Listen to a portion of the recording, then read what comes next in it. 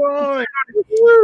Hello. Welcome to our show. It's so nice to chat with you a little bit before and meet a fellow San Diegan. That's exciting. Yes. Hi. Well, thank you for having me. It's weird that you're in San Diego and we've never met. So that just tells you how large this city is. Yeah. It is very large. I mean, we're at least a 20, 30-minute drive to each other. I don't think people realize the radius of San Diego. So, yes, this is awesome. Right, exactly. It's similar with London. People are like, oh, you're in London. It's like, no, it can be like 2 hours away. Yes. Exactly. So Cool. This week, we've got the expert in live streaming. That is Marisa Cali. Yes. So let's do the whole background question. How did you end up specialising in being a live streaming producer? I know you were in social media before, but can you give us a little bit of an explanation of how you ended up producing other people's live streams? Yeah, thank you for asking. It's kind of a cool journey, I guess. I've been live streaming for, just like the regular, like myself on social media and trying to get people to do it for a couple of years. And then a tool that we're using today came out, and I was very privy to it, I guess, because of their outreach. A lot of people were using it. I started doing these types of shows about 2.5 years ago. I think, I don't remember, last year was a complete blur. I can't add up months. I don't know. It was right around this tool got released, I think summer 2019. I knew that it was a way that I could connect with other people and really use it for content and video content, because I knew that was really important. So I started getting familiar with this tool, and it turned into like a hobby. I had a hobby live show, and then, building up my, I guess, familiarity with the tool, as well as being a go-to resource for social media and all things digital marketing. It became privy that I needed to kind of branch off and start offering this as something that I could for clients, especially, and then the lockdown hit, where no one could connect. They couldn't be in their offices. They couldn't talk to their clients. And it was really a simple tool for people to learn and or use to start marketing their businesses. So then I became friendly with the founder of this tool, and we started building a producers program last year to kind of get people that were producers like myself to help other people, one, to learn the tool and be familiar with all of the nuances of it, and really make a show, an actual show with like the intro that you guys have, all of that. And I built the beginnings of a producer program with Streamyard. And then that was just literally me reaching out to the founder and saying, hey, why don't we do this? And I'll run it and you can pay me. And he's like, okay. So it worked, and it was nice, and it was really cool because I got to meet a lot of different style of producers. There were some people that you had done event promotion or event producing, and started using this tool as a supplement to their things. And then there was like very beginner users that had just started using it during pandemic that preferred to be behind the scenes, I guess, and produce shows. So that's kind of how it started. And I'm definitely doing more of it these days because I just really enjoy the tech side. And also, the creativity, like your intro is different than a lot of different people's intros, and your style of show is different than other people's. So I really enjoy that. It's not just like a cookie cutter thing. And it still involves me in social media without actually doing social media, which I've done for years. And, it can get a little tiresome when you're trying to reinvent your brain every time you're trying to talk like a different person, right? So that's the short story. So you're with Streamyard, and you said you created a producer portion of this. Can you explain what it means a little bit more? Because I'm really intrigued. Yeah. So I was with StreamYard for about 6 or 7 months, and they got acquired. And obviously, there's some, little things that happen when that happens, and programs that are new get cut. So, but we still have the basis of it as a community. So the goal was really to kind of have like a certificate program. So anyone that was wanting to be a StreamYard producer or live stream producer would go through this program, and we were going to have video content and kind of like a quiz, all of this, and then they would be like officially a StreamYard producer. And then people that would need producer services could go to the website, and they could still go to the website now if they need that, and they can really request the services of. There's 12 of us on the initial list. And work with a producer to really streamline their show. And I think a lot of people, hear that they need to go live, but it's a little, it can be daunting. Like if you're not really tech savvy or you're not creative, you can work with a producer to, set it up or run it. I mean, I've done virtual summits, I've done conferences, I've done live shows, weekly live shows. So it's really, a wide range of services that live streaming can do. But I think a lot of people might not start it if they don't know what they're doing, or they see these really professional live streams and it's intimidating because they don't have the right lighting or the camera or stuff like that. So, what would you say is the biggest mistake that you see sort of amateur live streamers making with shows? I mean, what's your bugbear in terms of like, what do you think? Yeah, I mean, I think one of the things that I'm always stressing is a run of show. Like, what are you going to talk about? And there's a run of show template that I have on my website. If you want to check it out, I can give you guys the link. But run of show is like a production jargon, right? And they're like, oh my God, what am I doing? But I like to simplify it as like a meeting agenda, right? What are we going to talk about? Who's talking first? And you guys kind of said it, and I'm sure you talked about it before I got on into the studio. But like, Christelle, you were like, okay, like Tim, you can start it off. Right. And so a lot of people, especially if you have a co-host, you have to communicate like who's saying what are we playing first? Do we do the intro? Do we have a sponsor read? There's all these different elements that I think make a great show because you don't get nervous, right? It's like prepping properly. So I think that's what a lot of people will kind of avoid, because you hear everywhere, just hit the go live button, just go live and you'll figure it out. And I get that. I understand that's what I did too. But now that we've had a full year of people sitting in their homes or, their spare rooms, going live, I think that the level of, no one's going to really watch a show where they're like kind of not sure what they're doing. They're looking down, like pressing buttons like this, like you're not engaging with the audience.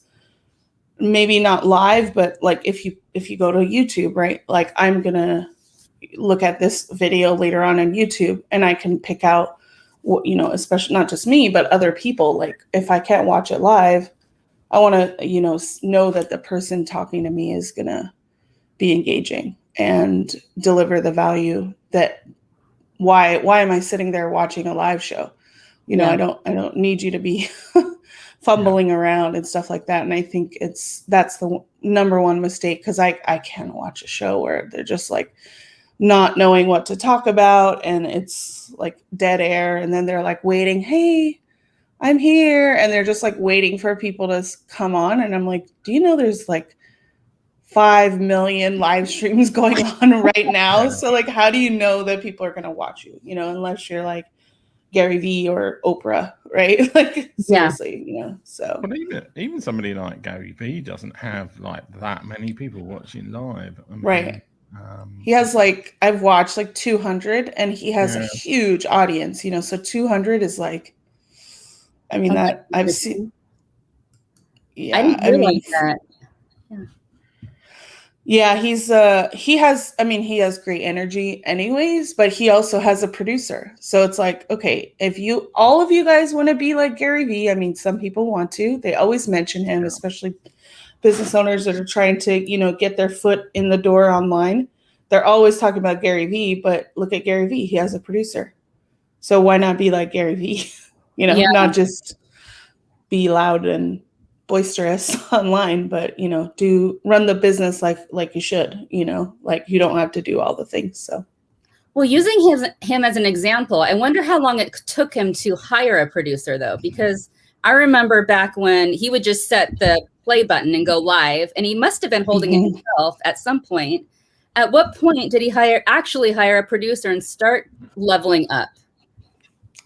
Yeah, I mean, you can see, and I don't know, like I'm paying attention to also him during the pandemic. Like he was able to go live, and I think he would go live with his producer. Like he would be like side by side.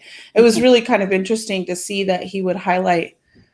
I think his name is Dustin, but like his name tag was like Dustin, not Justin, because I guess like most people were like messing up his name or stuff. But it's just they weren't able to be behind the camera at their office, at Gary Vee like offices in New York or something like that. So he was still able to, but I'm sure they had a producer in-house, I guess, like if they were in the office. And so this kind of puts all of that into a different framework, because everyone's working remotely, or even still a lot of people are working remotely or have stayed working remotely. So, well, I noticed during lockdown, it was like suddenly no one can go into work. Even people like Ellen were going live from her home. A lot of actresses were going live from their homes. And I actually thought it leveled out the playing ground. It made us all kind of the same. No one was this brilliant person in the studio and unreachable.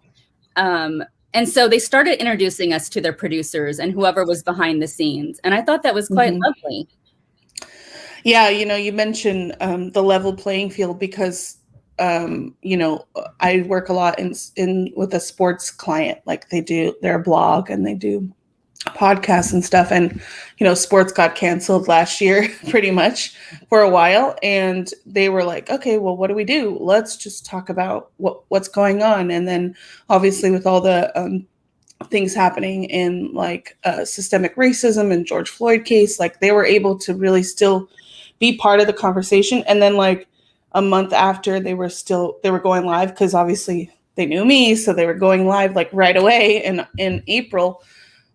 You saw in May and like all of these live events happening, and they were having the same issues that these people were having when we first started live streaming, like in March or April, like audio issues and kind of like unmade beds behind you and stuff like that. So it was leveling the playing field, and really kind of gave us an opportunity to see that, like, maybe these people have had the tenure and they have the business acumen to like get to that point, but like you can still go live to YouTube just the way ESPN did, or you can go live to your Facebook profile the way Gary Vee does. So yeah, it did definitely level the playing field.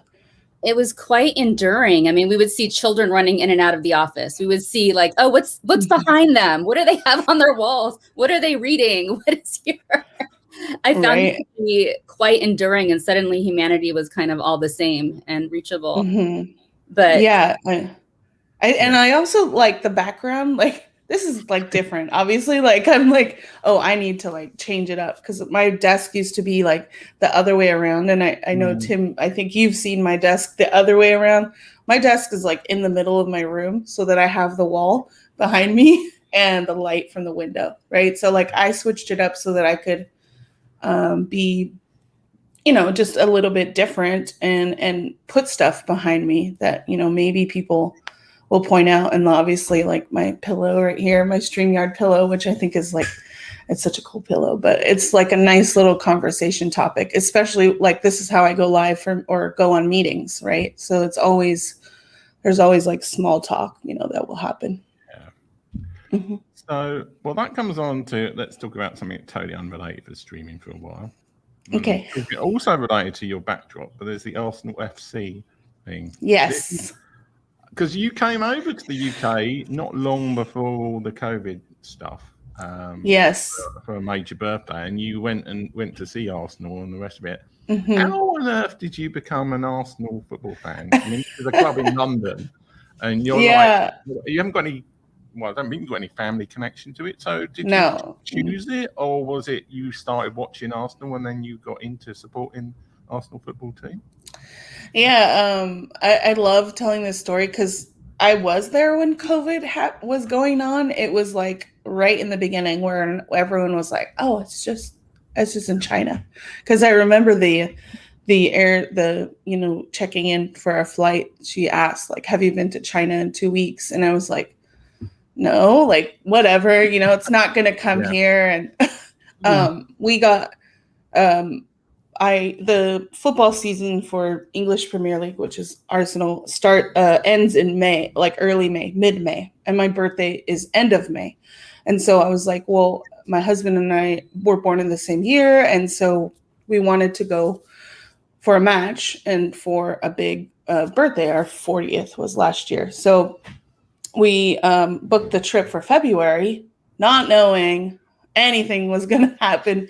And I'm so thankful that that happened and the universe worked out that way, because we were able to catch a match, and we arrived back in in California. We went to LA first, February 27th. So it was like right before everything shut down, went to a conference, and then, then everything shut down. But anyways, I became an Arsenal fan. I started watching like US soccer and really getting into that like around the World Cup, 2006. So I was living in New York, and the whole bar scene and watching football at like in the midday at like 10 a.m. to like 1 p.m. It was like a thing we did with friends. And then flash forward to like 2013, I was ready to like get into a club team. Had heard about English Premier League, but didn't really know anyone following it. And a friend of mine who I'm a Mets fan. And so my friend of mine who's also a Mets fan had, I started watching Everton, which is another club in the same league, because they have a lot of American ties. Like Landon Donovan had been there, and Tim Howard, I think recently, or he was on the squad or something like that. And he had just played with the US team. So I was like, okay, I'm going to watch them. But they weren't good, and I couldn't watch them. It was really hard to like I watched a couple matches. And then my friend, who's a Mets fan, who's Chilean, Alexis Sanchez, had just joined Arsenal. And so he suggested I watch Arsenal. So I started watching Arsenal, getting into it. And then maybe like halfway through the season, I was like, okay, I'm an official Arsenal fan, because it was, at the time, they were better than they are now. And they had just done really well like recently. And so there was more excitement, I guess, for them. And then I found a local pub that supports Arsenal. So, some of them have become my closest friends. Half of them are from here. Some of them are from over there. So you get like a lot of the history too, as well as just watching the matches at sometimes, the earliest I've woken up is 3:30 a.m. because of the time difference. But it's fun. It's my community now. And, I now travel. I used to travel for American football when I was a San Diego C-word fan. I'm not going to say them name. But yeah, now I get to travel, and there's there's a whole community. There's other Arsenal supporters in the U.S., and I've seen them here in the U.S., and it's fun. It's a fun little nuance to my business life, and luckily I'm able to do that with my business, and take time off and go see them. It's such a great conversation starter too, or a great conversation to have. I want to talk a tiny second then. You mentioned Landon Donovan. You know how much he's done for San Diego and football. Yeah. Here. Yes. Have you? Yeah, did you I cover the team here, San Diego Loyal. So I have a podcast that's based off of the San Diego Loyal. So we go live similar to how we are doing now. And that's my fun podcast because it's at night and I can have a drink and it's a little more laid back and it's not, and it's just pushed out to like my personal profiles, not my like business profiles. But yeah, Landon and I are really, we're homies, I guess you could say, because he knows me as like #Marisa, because that's like my, you can see my name thing. I guess I should update that. But every time he sees me, he's like, oh, #Marisa, because he likes to say it like with a Spanish accent. But yeah, I get to luckily, I've been doing a lot of coverage in the sports side, with my past client and, just being really involved in behind the scenes. I used to work for a soccer club here, 5 years ago. And so, I have the privilege of being a media member for that club. So it's nice to get to watch soccer and do things that it's like blending the thing that I love, like, which is producing the live stream for the podcast. So it's amazing. It's really cool. I don't know if people realize how much our soccer teams here in San Diego give back to the community, including Landon Donovan. They really are involved in the community in ways I'm not sure the rest of our sports are. And they've given a lot of nonprofits, and they invite nonprofits to be part of what they do, which is beautiful. Yeah, they are. I mean, I think that's one of the things, and I've seen a lot of soccer clubs start up here and then leave, or, they just say, hey, San Diego has a huge soccer supporting community. If you look at the numbers for all, like the World Cup, like we're pretty much in the top 5 of viewership, and, clubs just say, okay, I'm going to just throw money at San Diego. And, we've been burned as a sports community. We have the Padres, which thankfully are doing good now. But that other team left and kind of like destroyed our loyalty, and like, how can you trust an organization that's going to like take your money, because they do take your money, buy all the gear, and then, just pick up and leave after that one left after 55 years. And, so I think that's one of the things. And, in addition to Landon Donovan, his notoriety, I think the front office staff for San Diego Loyal is amazing. Like, they're really in tune with the community. Like you said, like they know that you can't just throw money at San Diego and say, hey, root for us. Like, you really have to, we're burned, right? So you have to like really, invest your time. And I think, the league itself, which is USL, which is one below MLS, is super community driven. And I think that it's a really good mix for us as San Diegans. And you can go down to their office where they have the shop, the San Diego Loyal offices, and like have a tour. Like, what kind of organization's really going to it's their offices. Like, it's not like this crazy tour, right? But they definitely are open, and they have their doors open. And the owner is a native San Diegan, and I think he's like 37. And it's like, it's like, but he's amazing. Like, we've had him on our show like 2 or 3 times, and he's always like, really, he's interactive online and stuff like that. So that's really important, I think, for me, as seeing like all the levels of front office staff from that other team to how how they're so accessible and just really open to the community. And they've only been here they launched in June of 2019. So, and then they launched officially, and then like last year was kind of like their first year playing with no fans. So yeah, absolutely. Well, I need to bring my son. I have a 14-year-old who I took him to see the San Diego Sockers. Unfortunately, Landon was out that game, but But it was a game where they went overtime, and it was absolutely insane. And, you know, soccer fans, football fans are like no other. So I need to take my son for sure to the ASAP. Yeah, if you like that big like atmosphere, definitely try out section 109, which is where the supporters sit, where they have all the drums, and it's general admission. So I think you can get a seat in there. But yeah, if you go, I mean, they play Wednesday, but I think maybe there'll be another chance later this month. Maybe you can go. Anyway, sorry, Tim, I suddenly got really interested in. We have the San Diego chat now. You have entered San Diego chat. Well, I mean, live streaming. Anybody who watches this probably likes live streaming anyway. So, let's talk about. I had questions in my head that I'm going to ask you. I should have asked you the Arsenal question at the end, so we were talking about football. Just ended on the football side of things. Equipment for live streaming. So, cameras, lighting. Like, just in your mind, like if somebody came to you with like, I've got really low budget for equipment, what would that be? And somebody was like a medium level, and then somebody was like, we want the very best equipment. What would those levels be for you in terms of live streaming recommendations? Well, thank you.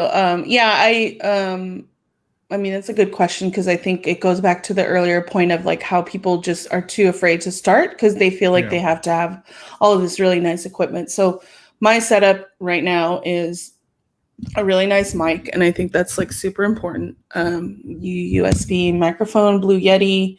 I think a lot of us have it. That's roughly $200 US. And then I have a webcam. So I have I'm a MacBook Air, not MacBook, iMac, and they have a built-in camera, which is right below. So this is my webcam, and then my built-in camera is like right below.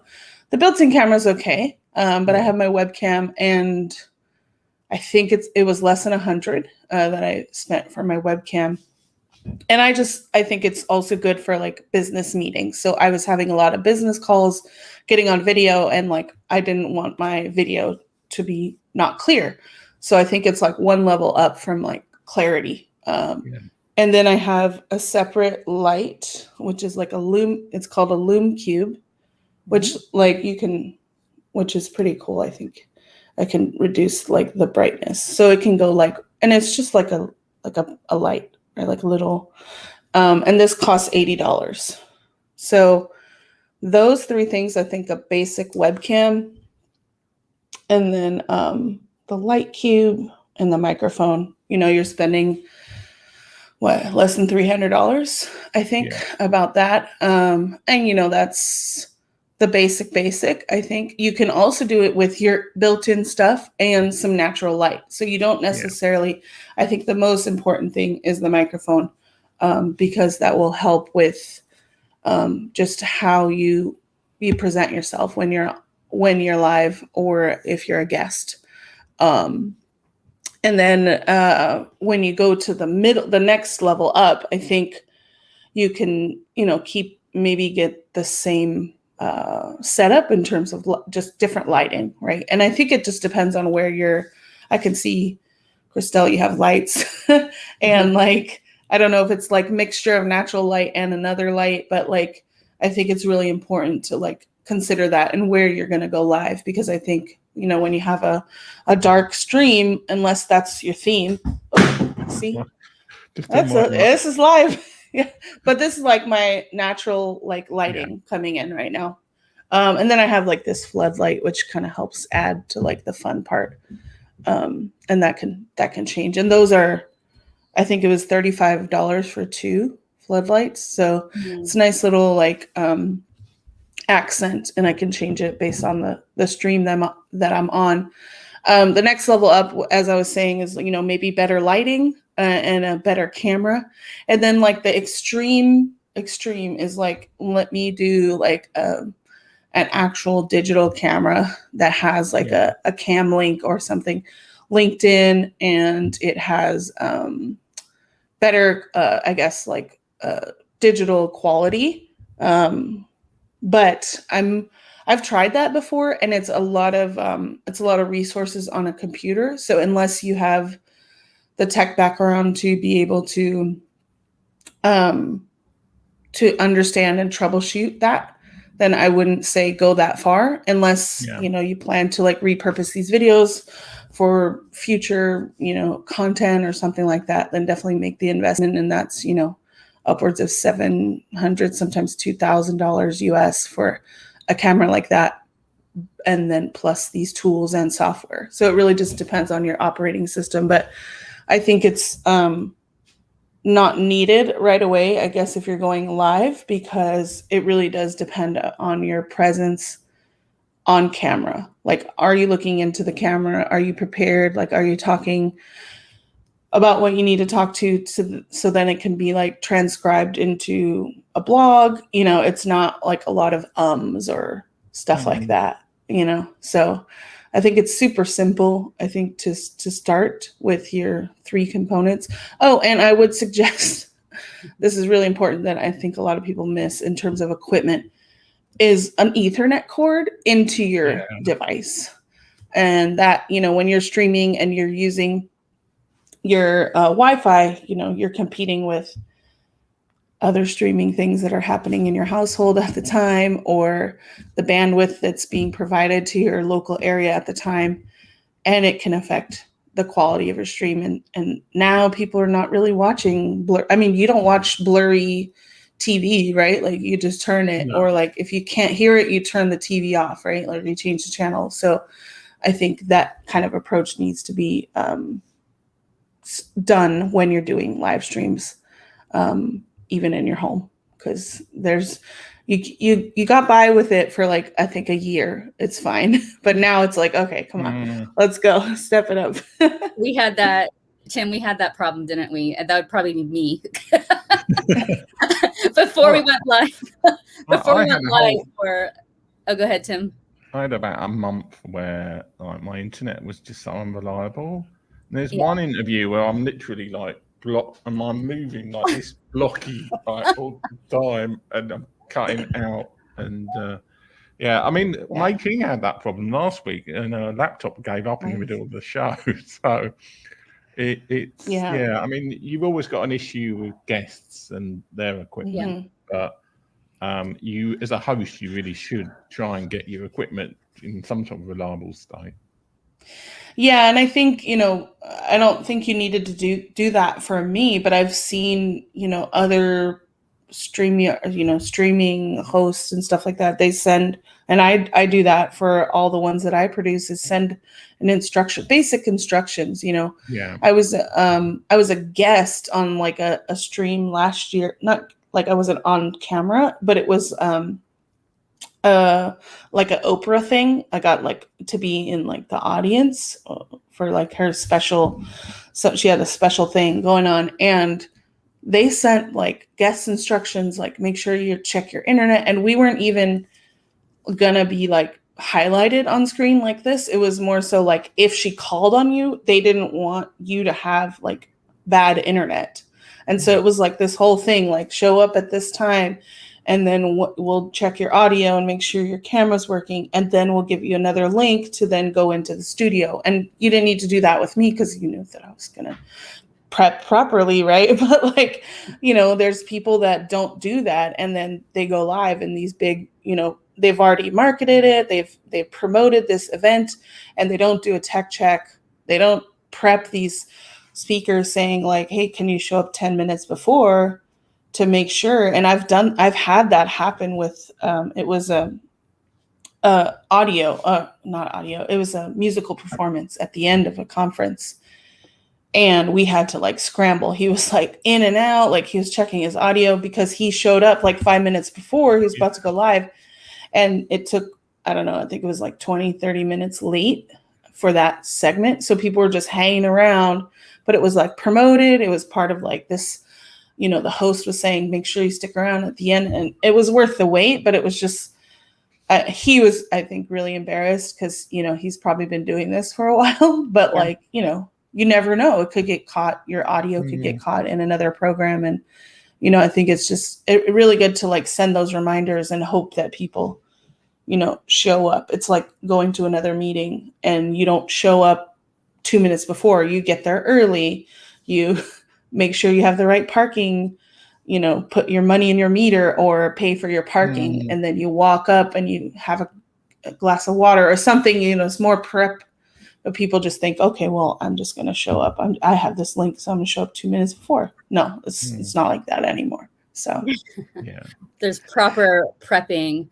Where can we find you online, or where can our friends and viewers find you if they want to hire a producer? Oh, thank you. So if you're watching the live show, you see my personal hashtag Marisa, which is my profile on Twitter and Instagram. But if you want to talk to me about live stream producing, I have a few freebies on my website. You can go to liveonsocialnow.com and, click the connect button if you want to talk about, connecting about potentially doing a show, producing a show, or just, have a chat. And I am on LinkedIn too. So those are all good places to connect with me. Awesome. I might connect with you specifically for soccer/football. Yes, I hope so. Yeah, that's awesome. That's really why I want to connect with you. Yes, that's awesome. fine. I mean, you never know what it could lead to. I mean, it's been able to open up so many doors for me just being a soccer fan and being in this world. So I'm happy to, blend the two of my hobbies and what I do professionally. So I love it. Well, thanks for being a guest. I always screw up the endings. It's something I keep working on. But if anybody wants to find out those details and they can't be bothered to write down what Marisa said, if you scan the QR code down there, it should take you to the website, my website, where there's a page where I've got a link to Marisa's LinkedIn. Yeah, the mirroring thing just always screws me up. I'm still not used to it. Yeah. Or you can just Google it. It's probably the other thing to do. Just Google it. Yeah, and we've obviously failed with them going totally over the normal show time as well. But hey ho, it's football. Yeah, that's okay. So thanks everybody for watching, and thanks to all the replay people who watched this show. Thank you. Bye. Thank you.